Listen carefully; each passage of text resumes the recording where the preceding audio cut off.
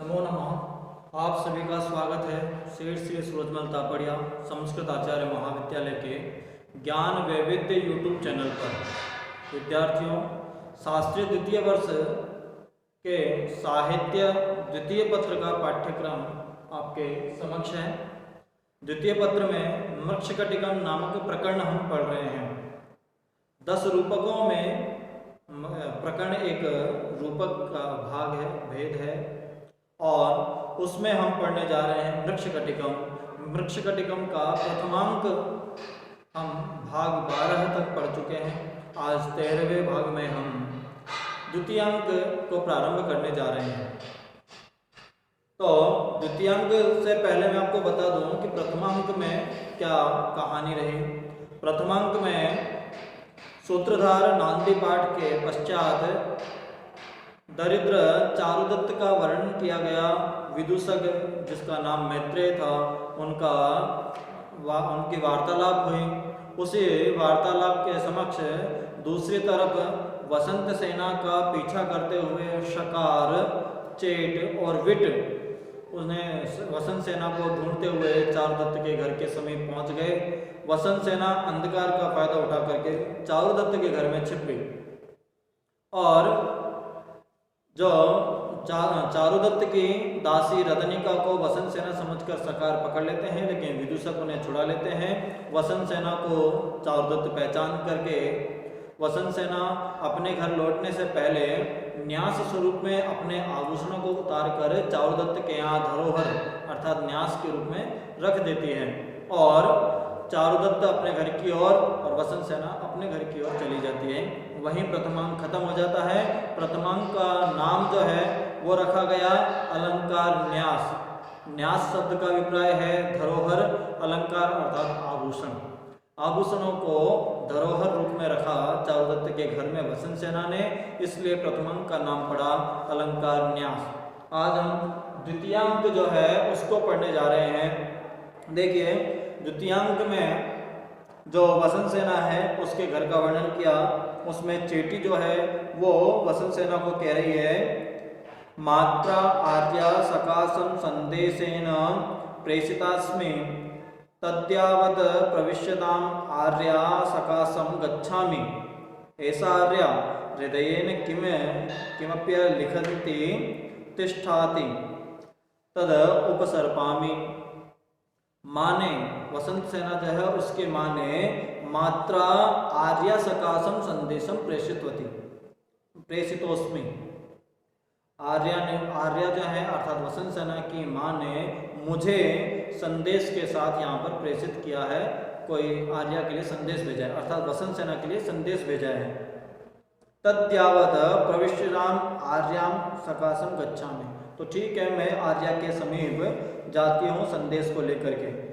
जैसे ही घूम कर देखती है तो देखा हृदयेन किमप्य आलिखन्ति तिष्ठन्ति। हृदयेन अर्थात हृदय से कुछ सोचती हुई बैठी हैं वो वसंत सेना। ठीक है, तो मैं भी उनके तद्यावत् उपसर्पा में, मैं भी उपसर्पा में अर्थात उनके पास जाती हूँ, तो मैं भी उनके पास चलती हूँ। ततः प्रविश्यात् आसंस्था सोत्कंठा वसंत सेना मदनिका च। ऐसा करके जैसे चेटी ने बताया कि वो संदेश लाई है वसंत सेना की माँ का, वो वसंत सेना को देने आई है। उधर देखा कि वो कुछ सोच रही है, तो उसके पास जाने का अभिनय किया और वहाँ पर देखा तो बैठी है। उसके अनंतर बताया कि उत्कंठित वसंत सेना और मदनिका प्रविष्ट हैं। देखिए, अभी तक के वर्णन में सबसे पहले आया चेटी। किसकी चेटी है? वसंत सेना की चेटी। वसंत सेना की चेटी। चेटी अर्थ आप समझ सकते हैं दासता जो स्वीकार करता है, दासी। चेटी अर्थात दासी। इस वसंत सेना की माँ ने कोई संदेश दिया, वो संदेश लेकर के चेटी आई हुई है। द्वितीयांक के प्रारंभ में पात्र कौन कौन है? पहले चेटी, फिर वसंत सेना, और वसंत सेना के साथ में है यहाँ पर मदनिका।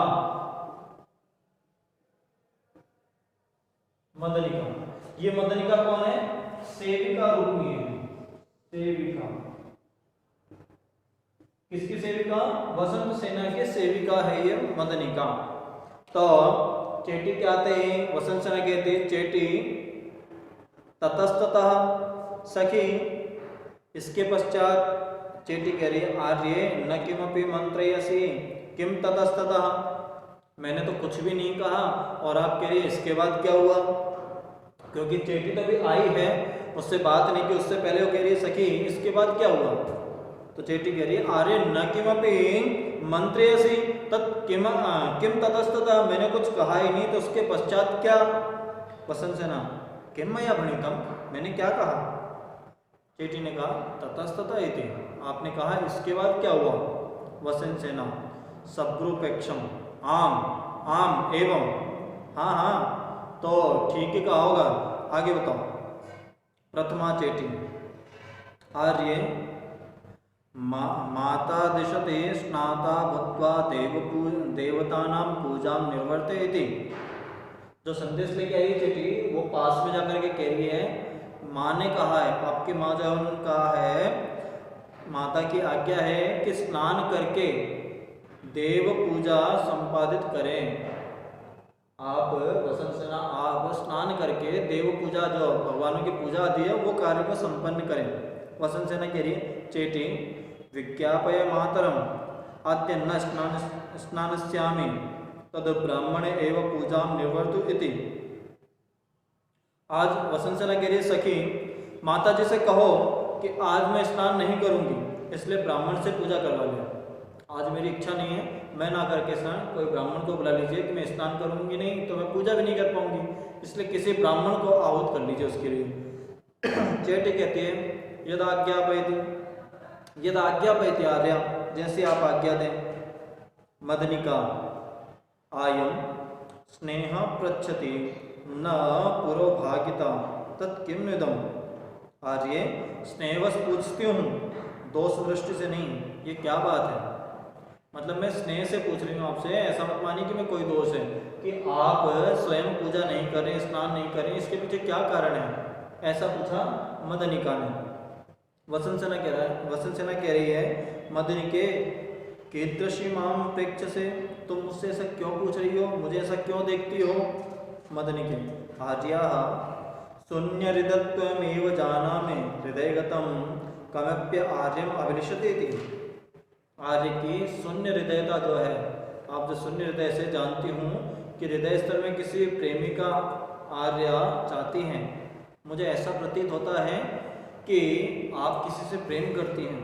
वसंत सेना सुष्टु त्वया ज्ञातम, तुमने ठीक समझा, पर हृदय ग्रहण पंडिता मदनिका खलुत्वम, तुम दूसरे के हृदय की बातों को जानने में तुम बहुत विदुषी हो। तुम पर हृदय मतलब दूसरे के हृदय की बातों को, ग्रहण पंडिता, पर हृदय ग्रहण पंडिता, दूसरे के हृदय की बातों को जानने वाली पंडिता हो अर्थात विदुषी हो। मदनिका कह रहा है प्रियम में प्रियम कामः खलु नामेश्व भगवान अनुग्रहीतो ममोत्सव तरुण जनस्य तत्कथमार्य कथमत्व आर्य किम राजा राजवल्लभो वा सेव्यते। तो मेरा बहुत प्रिय अर्थात मुझे अच्छी बात लगी है, तो ये तो भगवान कामदेव की कृपा है। कामदेव है जो युवकों का मनोत्सव आपके द्वारा अनुग्रहित हो रहा है। तो आर्य बताइए कि क्या राजा या राजा का प्रिय कोई चाहने वाला है, कौन है जो आपके मन में समाया हुआ है? या आपस में क्या इन दोनों में जो इसका प्रेमी है उसके बारे में वार्तालाप कर रही है अपनी सेविका से। वसंत सेना का चेटी रंतुम इच्छा में न तो सेवितुम। सखी मैं रमण करना चाहती हूँ, न कि सेवा करना। उसने कहा कि तुम किस राजा की सेविका रूप में बनना चाहते हो, मतलब किस राजा के पत्नी रूप में बनना चाहते हो? तो उसने कहा कि मैं रमण करना चाहती हूँ, न कि सेवा करना, न कि सेवा करना। तब मदनिका ने कहा विद्या विशेषालंकृतः किम कोपि ब्राह्मण युवा कामते। विद्या विनय आदि गुणों से विभूषित क्या किसी ब्राह्मण युवक है जिसकी तुम कामना करती हो?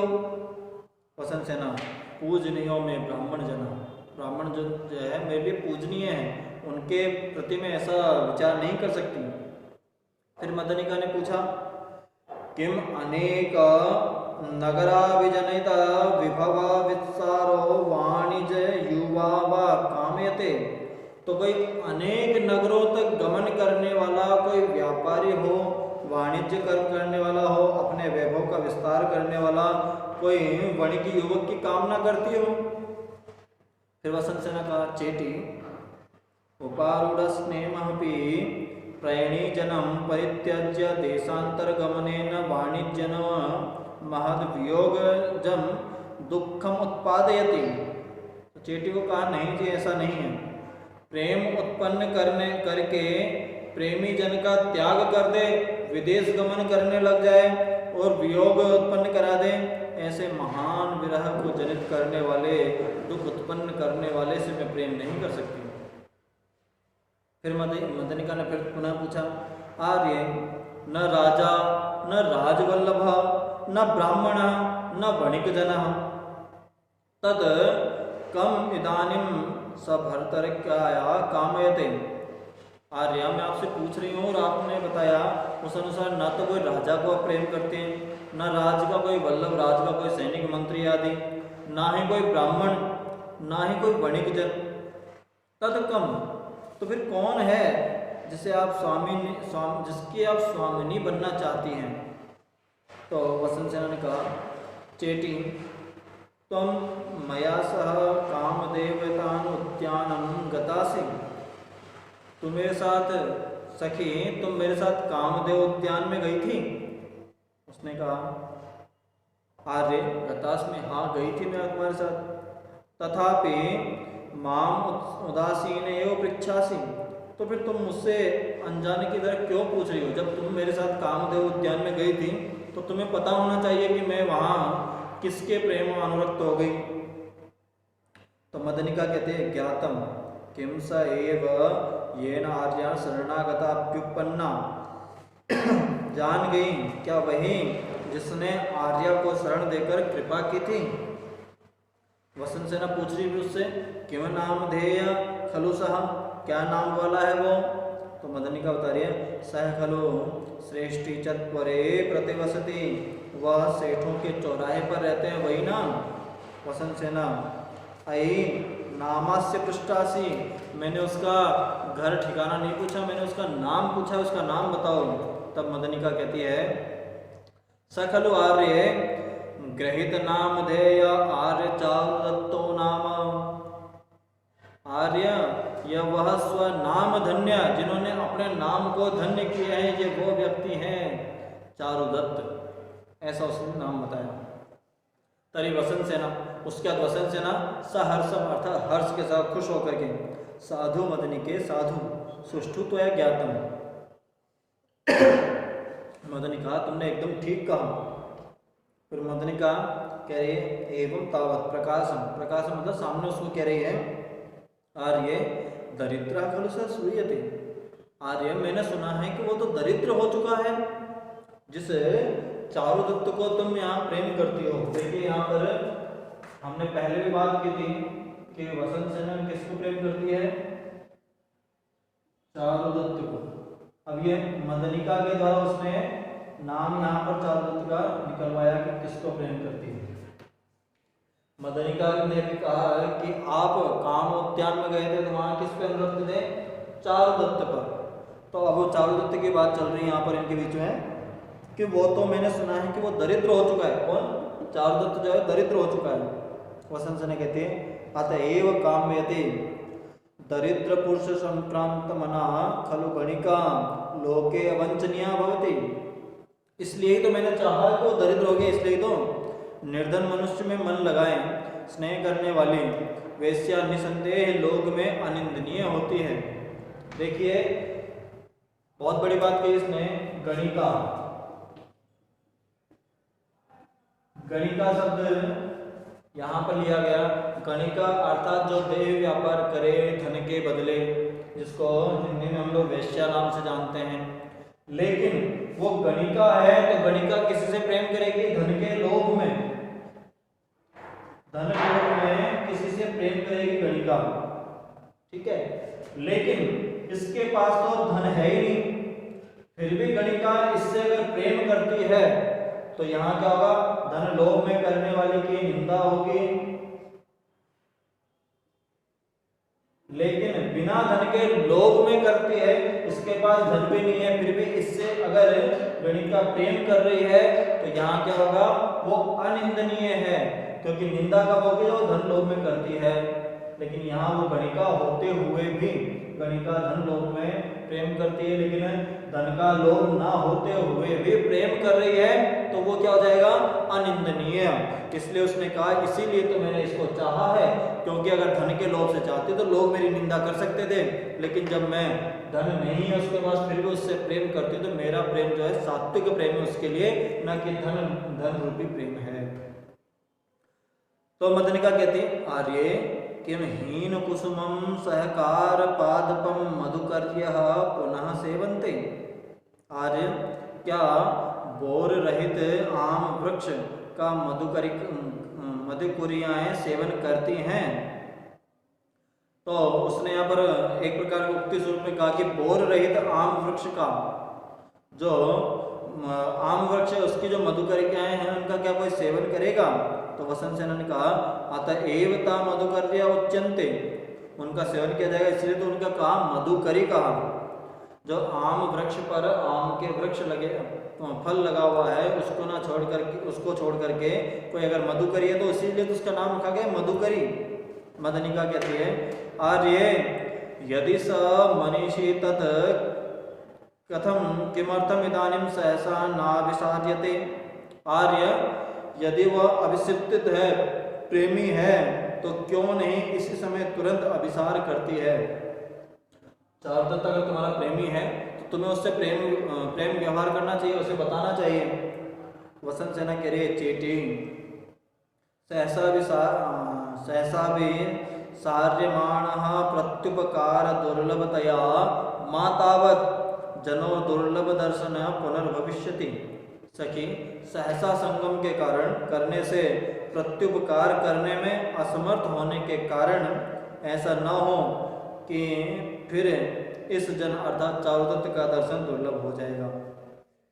अगर एकदम से मैं जाकर के उससे सहसा संगम कर लूँ अर्थात मिलन कर लें, तो प्रत्युपकार करने में जो असमर्थ होने के कारण, प्रत्युपकार मतलब वो मेरे ऊपर कुछ उपकार नहीं कर सकते, उसमें समर्थ ना होने के कारण कहीं वो मुझे छोड़ करके ना चले जाए, इसलिए मैं उनसे सहसा एकदम से जाकर के नहीं मिली। तब मदनिका कहती है, किमत एव सो अलंकार तस्य हस्ते निक्षिप्तः। क्या इसलिए वो आभूषण उसके हाथ में दे दिए? वो तुमसे प्रेम करेगा इसलिए तुमने अपने आभूषण उसके हाथ में दे दिए? सखी, चेटी सुष्टुत्वया ज्ञातम, तुमने ठीक समझा। देखिए यहाँ पर बार बार जो है मदनिका के लिए संबोधन जो है वो चेटी संबोधन से ही किया जा रहा है। मदनिका भी एक प्रकार से सेविका अर्थात दासी स्वरूप में है, तो इसलिए वसंत सेना प्रत्येक संवाद में मदनिका को संबोधित करते हुए चेटी शब्द का प्रयोग कर रही है, क्योंकि ये दोनों समानार्थी हैं। दासता स्वीकार करना, सेविका रूप स्वीकार करना एक स्वरूप में ही है, इसलिए वो इसको भी चेटी शब्द से ही संबोधित कर रही है। नेपथ्य में इतनी बात यहाँ पर हुई, उसने पहले चेटी ने आई माँ का संदेश सुनाने, इसने मना कर दिया कि मैं पूजा नहीं करूँगी क्योंकि स्नान नहीं करूँगी। मदनिका ने कारण पूछा कि तुम्हारी इस प्रकार की व्यथा का कारण क्या है, तो उसने बताया कि मैं किसी से प्रेम करती हूँ। इसने जानना चाहा किससे प्रेम, तो इसने 2-4 नाम बताए, उदाहरण दिया, लेकिन वो नहीं मानी। फिर इसको हिंट दिया कि हम कामोद्यान में मिलने गए थे वहाँ पर, तो पहचान नहीं चारुदत्त, इसने कारण बता दिया कि मैं चारुदत्त से प्रेम करती हूँ। अब नेपथ्य ध्वनि आ रही है। देखिए नेपथ्य ध्वनि क्या होती है, मंच पर एक तरफ तो ये कार्य चल रहा है कि जहां पर वसंत सेना और मदनिका बात कर रही है, पीछे से नेपथ्य से ध्वनि आई। नेपथ्य का मतलब क्या होता है, मंच पर किसी प्रकार का कार्य चल रहा है, जैसे कि एक मंच पर चल रहा है और मंच के पीछे की तरफ नेपथ्य जो है, वहां नेपथ्य अर्थात जो कि दर्शकों को नहीं दिखता, वहां से कोई ध्वनि जो आती है उसे कहते हैं नेपथ्य ध्वनि। तो नेपथ्य से आवाज है, अरे भट्टारक 10 सुवर्णस्य रुद्धौ द्युतकरः प्रपलायितः तद्गृहाण गृहाण तिष्ठ तिष्ठ दूरात् पृष्ठोऽसि।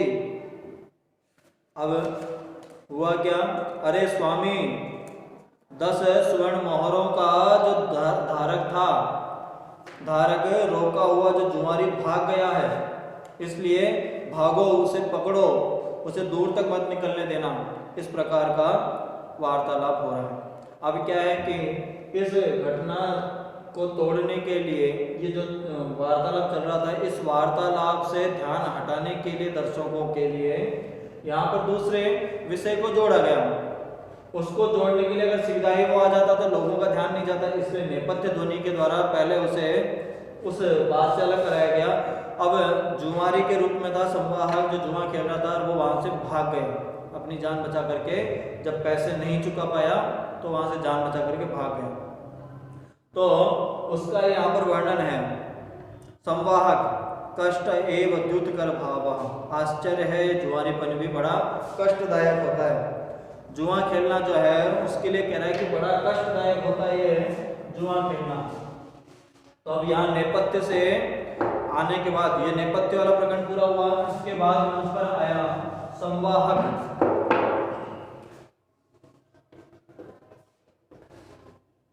संवाहक आया, और संवाहक आगे कह रहा है कि द्युतकर जो भाव है अर्थात जुआ खेलने का जो नशा है, ये बड़ा ही कष्टदायक होता है।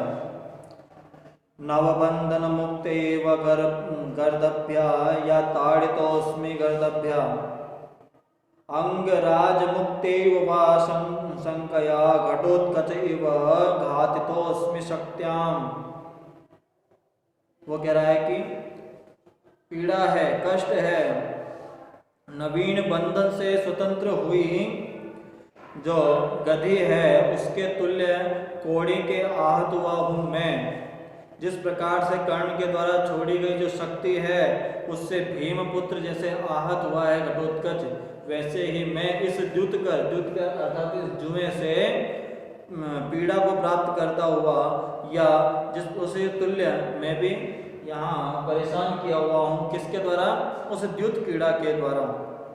आगे कहा, लेखक व्याहृतं हृदयं सभिकं दृष्ट्वा झटति प्रभष्टम् इदानीं मार्ग निपतितः कम नु खलु शरणं प्रपद्ये। लिखने में जो संलग्न चित्त वाले जो द्यूताध्यक्ष हैं को देखकर शीघ्र ही निकल भागा, क्योंकि जो द्यूत के जो अध्यक्ष हैं मैं उनको देख करके वहां से तुरंत भाग गया और इस पथ पर मैं आ गया हूँ। अरे पास में देखा, ये किसके आश्रम में जाऊं, मैं जाऊं तो यहाँ से कहाँ जाऊं, ऐसा उसने सोचा कि अब मैं यहाँ से जाऊंगा किधर। तो ततः प्रविशति माथुरो द्युतकरश्च, उसके बाद माथुर और द्युतकर नामक है दो लोगों का प्रवेश कराया। माथुर कह रहे, अरे भट्टारक 10 सुवर्णस्य रुद्धो द्युतकरः प्रपालितः। 10 सुवर्णों का मोहरों का जो धारक है अर्थात उससे 10 मोहरें जो लेनी है वो धारक जुआरी जो है भाग गया। ग्रहण दूरात प्रविष्टोसी, उसे पकड़ो, जाओ उसे जल्दी पकड़ो। अब देखिए जो नेपथ्य से ध्वनि आई थी, दर्शक समझेगा कि ध्वनि किसकी थी, इसीलिए उस बात को पुनः वापस दिखाया। जो माथुर था उस ध्वनि जो किसकी थी पीछे, वो माथुर की ध्वनि थी।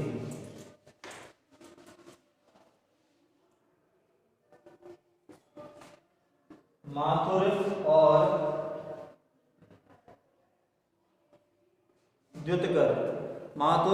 द्युतकर जो है वो दोनों यहाँ उसको पकड़ने के लिए आए हुए हैं। किसको? संवाहक को पकड़ने के लिए, क्योंकि संवाहक जो है 10 मोहरों का धारक था और वहां से भाग गया उसको पकड़ने के लिए। तो द्युतकर कह रहा है, यदि व्रजसी पातालमिन्द्रं शरणं च सांप्रतं यासि सभिकं वर्जयत्यैव रुद्रोऽपि न रक्षितुं तरति।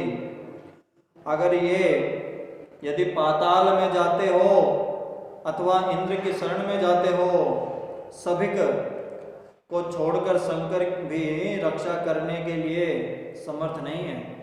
क्योंकि तुम अगर यहाँ से भाग रहे हो, किसके लिए कह रहा है? संवाग के लिए, कि संवाग यदि तुम पाताल में जाते हो या इंद्र की शरण में ले लो, इस सभिक को छोड़ करके, किस सभिक? इस माथुर को छोड़ करके भगवान शंकर भी तुम्हारी रक्षा नहीं कर सकते हैं।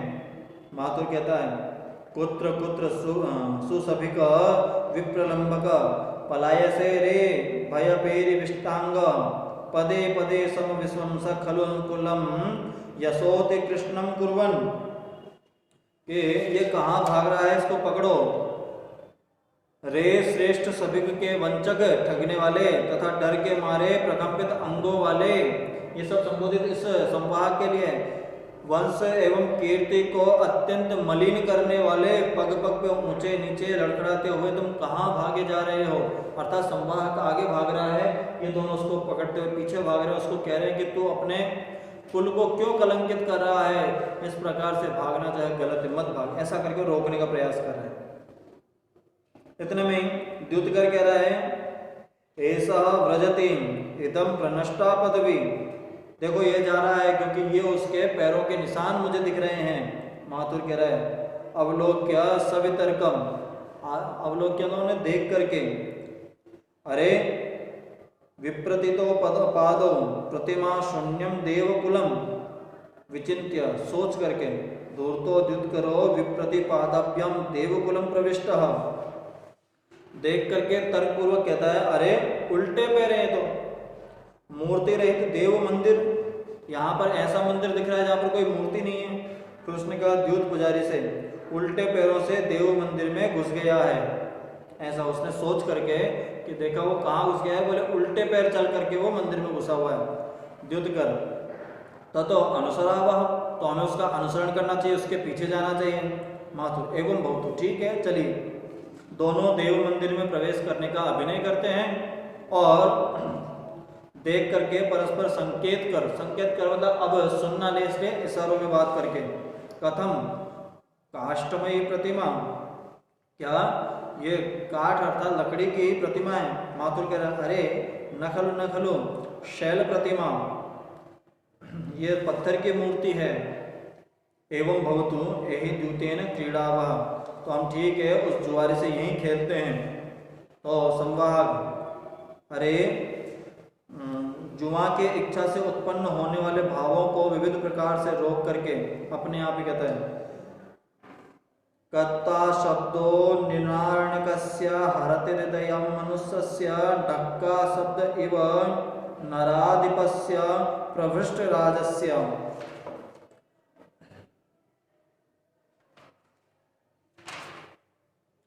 होगा कि कत्ता शब्द निर्धनस्य, मनुष्य के प्रविष्ट नष्ट श्रेय राजा के भैरव इस शब्द से यहाँ पर उसे डराने का कार्य किया। फिर कहा उसने आगे, जानामि न क्रीडिष्यामि, वो लोग उसको धोखे से पकड़ना चाह रहे हैं। जानामि न क्रीडिष्यामि सुमेरु शिखर पतन संभिन दूतम तथापि खलु कोकिल मधुर कत्ता शब्दो मनोहरति।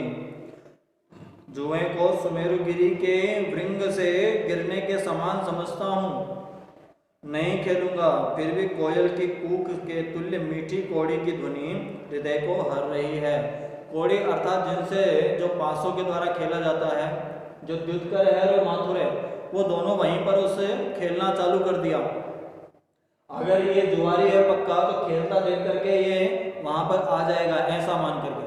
तो वो समझ भी गया कि मेरे साथ छल करना चाह रहे हैं, इसलिए इस प्रकार से मुझे बुलाना चाह रहे हैं। फिर भी वो कह रहा है कि मैं जानता हूँ कि ये खेलना नहीं, छल करना चाह रहे हैं, फिर भी मैं उस ध्वनि को उस कौड़ी की ध्वनियों को सुन करके, जिस प्रकार से कोयल की ध्वनि को सुन करके उसकी ओर आकृष्ट हो जाते हैं, वैसे ही मैं कौड़ी की ध्वनि को सुन करके उसकी ओर आकृष्ट हुआ जा रहा हूँ। द्युतकर कह रहा है, मम पाठे, मेरा दाव है, मेरा दाव है। माथुर कह, न खलु मम पाठे, नहीं मेरा पाठ है। संवाहक जो है दूसरी ओर सहसा, दूसरी ओर से एकदम आकर के बोलता है, ननु मम पाठे, नहीं मेरा दाव है। अब माथुर और द्युतकर चाहते क्या थे, इसको बुलाना, बुलाने के लिए उन्होंने जाल बिछाया कि जुआ खेलने लग गए, तो उसे देख करके वो स्वयं भी एकदम से वहां आ गया बिना सोचे ही। माथुर द्युतकर कहता है लब्धः पुरुष, मनुष्य मिल गया, मतलब ये संवाद तो मिल गया।